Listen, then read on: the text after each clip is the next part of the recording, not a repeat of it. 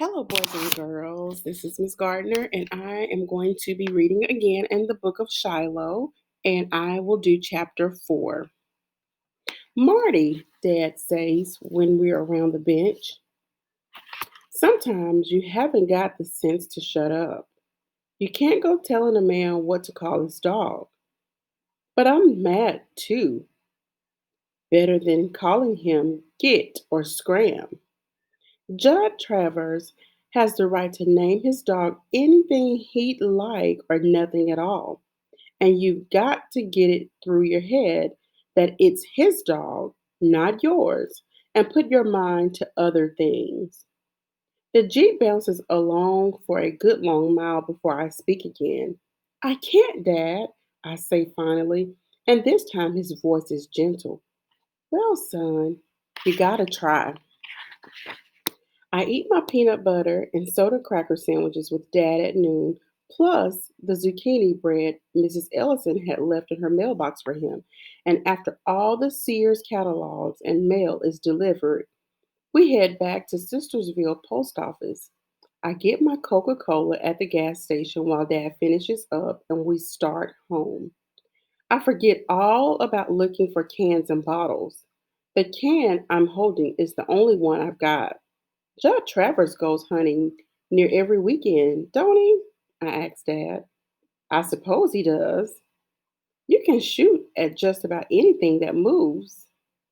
Of course not. You can only shoot at what's in season. I'm thinking how, about a year ago, I was fooling around up on the ridge and came across a dead dog, a dead beagle with a hole in its head. Never said anything because I was not supposed to say anything. And what was there to say? Somebody out hunting got a dog by mistake, I figured. It happens. But the more I think on it now, I wonder if it wasn't Judd Travers shooting a dog on purpose, shooting one of his own dogs that didn't please him. Dad's still talking. We've got a new game warden in the county, and I hear he's plenty tough. Used to be a man could kill a deer on his own property anytime if that deer was eating his garden. Warden would look the other way, but they tell me the new warden will fine you. Well, that's the way it ought to be, I guess. What if a man shoots a dog? I ask. Dad looks over at me. Dogs aren't ever in season, Marty. Now you know that. But what if a man shoots one anyway? That would be up to the sheriff to decide what to do, I guess. The next Friday, I start early and set out on the main road to Friendly with a plastic bag. Give me 11 aluminum cans, but that's all. Could walk my legs off for a year and not even have enough to buy half a dog. The questions I tried not to think about before came back now to me. Would Judge Travers want to sell Shallow at all? And how much will he want for him if he did? And even if I got Shiloh for my very own, how was I supposed to feed him? There aren't many leftover scraps of anything in our house. Every extra bite of pork chop or boiled potato or spoonful of peas gets made into a soup. If we had enough money for me to have a dog and buy its food and pay the vet and everything, I would have had one by now. Dara Lynn's been begging for a cat for over a year. It isn't that we're rock poor. Trouble is that Grandma Preston's got real feeble, and she's being cared for by Dad's sister over in Clarksburg. Have to nurses anytime, and Hetty goes out. And every spare cent we get goes to pay for Grandma's care. Nothing left over to feed a dog. But I figured to get that problem later on. I wonder if maybe in time, if I never see Shallow again, I'll forget about him. But then I'm lying on the couch that night after everyone else has gone to bed, and I hear this far off sound again, like a dog crying. Not barking, not howling, not whining even. Crying, and I get this awful ache in my chest. I wonder if it is a dog, if it's Shiloh. I know you want a dog, Marty, Mom says to me on Thursday. She's sitting at the kitchen table with cardboard boxes all around her, folding a stack of letters and putting them in envelopes. Mom gets work to do here at home anytime she can. I wish we had the money so every one of your kids could have a pet. But with grandma seeming to need more care, we just don't. And that's that. I nod. Mom knows me better, and I know myself sometimes. But she don't have this straight. I don't want just any dog. I want Shiloh because he needs me bad. It's Friday morning when I hear the sound. Dad's off on his mail route. Darlene and Becky's watching cartoons on TV. Mom's out on the back porch washing clothes in the old washing machine that doesn't work. Only the wringer part works if you turn it by hand. I'm sitting at the table eating a piece of bread spread with lard and jam. When I hear the noise, I know it's shallow.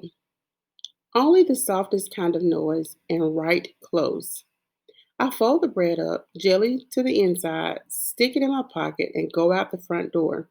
Shallow's under the sycamore, head on his paws, just like the day I followed or he followed me home in the rain. Soon as I see him, I know two things. Judd Travers has taken his dogs out hunting, like he said, and Shallow's run away from the pack. And two, I'm not going to take him back. Not now, not ever. I don't have time to think how I had promised Judd if I ever saw Shallow loose again, I'll bring him back. Don't even think what I'm going to tell Dad. All I know right then is that I have to get Shiloh away from the house where none of his family will see him. I run barefoot down the front steps and over to where Shiloh's lying, his tail just thumping like crazy in the grass. Shh, I whisper and gather him up in my arms. His body is shaking all over, but he don't try to get away. Don't creep off from me the way he did that first day. I hold him as close and as careful as I can, carrying Becky when she's asleep. And I start off up far up the hill into the woods carrying my dog. I know that if I was to see Judge Travers that very minute with his rifle, I'd tell him he'd have been shot to me before I ever let him near Shiloh again. Or I'd tell him that he'd have to shoot me before I'd ever let him see Shiloh again. There are the burrs and stickers on the path up the hill, and usually I wouldn't take it without my sneakers. But if there's burrs and stickers in my feet, I hardly feel them.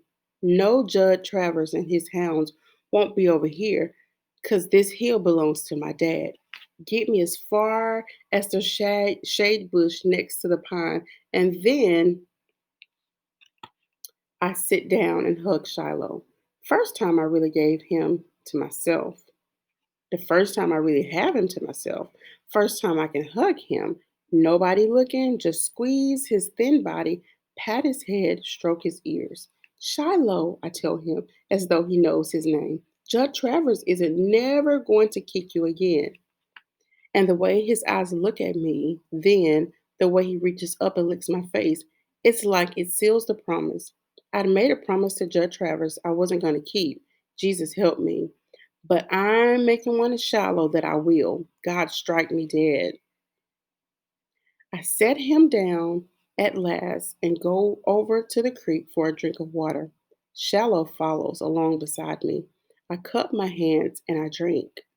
And Shiloh helps himself, lapping it up. Now what? I ask myself.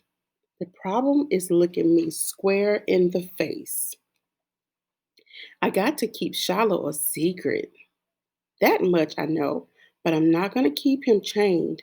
Only thing I can think of is to make him a pen. Don't like that idea, but I'll be with him as much as I can. I take him back to the shade bush and Shiloh lays down.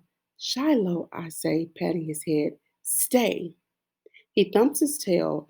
I start to walk away, looking back. Shiloh gets up. Stay, I say again, louder, and point to the ground. He lays back down, but I know he's like to follow anyways. So I pull him over to a pine tree, take the belt off my jeans, loop it through the raggedy old collar Shallow's wearing, and fasten the belt to the tree. Shiloh don't like it much, but he's quiet. I go down the path, and every so often I turn around.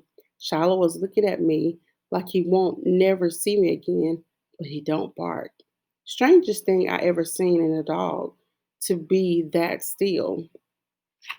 Mom's still on the back porch. When she washes, it takes her nearly all day. Darlene and Becky's stuck on the TV, so I go to the shed by the side of the house and I take the extra fencing Dad used when we had more chickens. I take me a piece of wire too and go back up the hill. Shiloh's still there, and he don't try to get up while I sit to work. I string the fencing around the trunks of the three small trees for corner posts, and then back to the pine tree again where I fasten it with wire. Pin measures about 6 by 8 feet. I go back down to the shed again, and this time I get the old rotten planks that I took out of the back steps when he put the new ones in. Pick me up an old pie tin, too. I take the planks up to Shallow's pen and make him a lean to at one end to protect him from rain. Fill the pie tin with water so he'll have something to drink. Last of all, I take the lard bread from my pocket and feed it to Shallow in little pieces, letting him lick my fingers after every bite. I wrap my arm around him, pat him, run my hands over his ears, and even kiss his nose. I tell him about a million times I love him as much as I love my mom. The worry part is whether or not he'll stay quiet. I'm hoping he will, because he was a silent dog to begin with. But all the way back down the hill to the house, I put my fingers to my lips and turn back. Shh, I say. Shiloh, he don't make a sound. Like he had the bark beat out of him when he was a pup and it just never came back. I'm tense as a cricket that night. Tense when Dad drives up in his Jeep, afraid the dog will bark. Tense when Dara, Lynn, and Becky are out in the yard playing after dinner, squealing and yelling, afraid that Shiloh will want to get in on the fun and maybe dig a hole under the fence. He never comes. I manage to take a piece of potato and some cornbread up to feed him before it gets dark.